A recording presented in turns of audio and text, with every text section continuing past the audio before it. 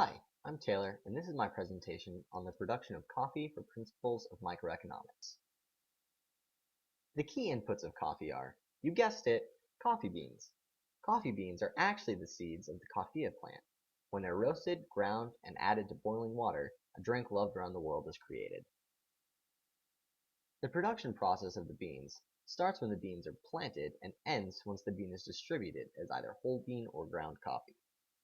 The process starts with planting, then harvesting, processing, milling, roasting, and distribution.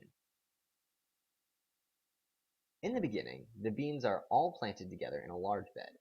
Once they begin to sprout, they are moved to individual pots where they are watered frequently and get plenty of sunlight. Coffee is primarily grown in what is known as the bean belt, which is roughly bounded by the tropics of Cancer and the tropics of Capricorn. Brazil, Colombia, and Indonesia are the top growers of coffee, although growers can also be found in areas such as India, Uganda, and Mexico.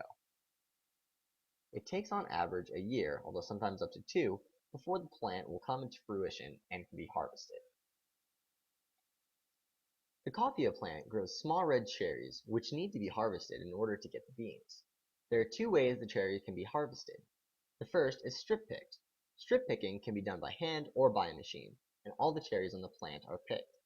Selectively picking, the other method of harvest, is more costly and labor-intensive, as it mandates only ripe cherries are picked. This can only be done by hand. The average cherry picker harvests about 100 to 200 pounds of cherries a day.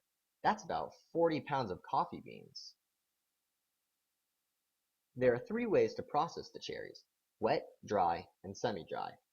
In the wet process, the cherries are first pulped, where the skin of the cherry and the bean are separated.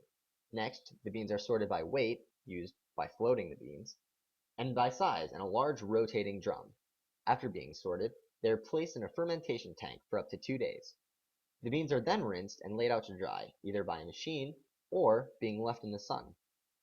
The dry process is used when water is a limited resource, and the cherries are instead peeled and the beans left to dry. The semi-dry process combines both other processes and seeks to reduce acidity and increase body in the coffee. No matter what process is used, the beans must be dried. Before they can be exported, the beans are first hulled, where the dried husk is removed from the bean. Next, the beans may be polished.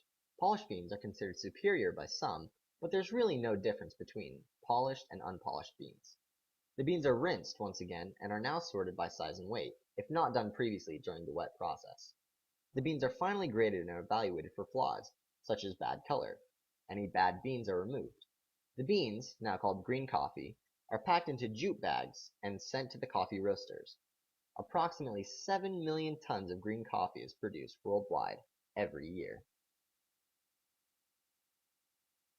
Here's a video that shows the process in action.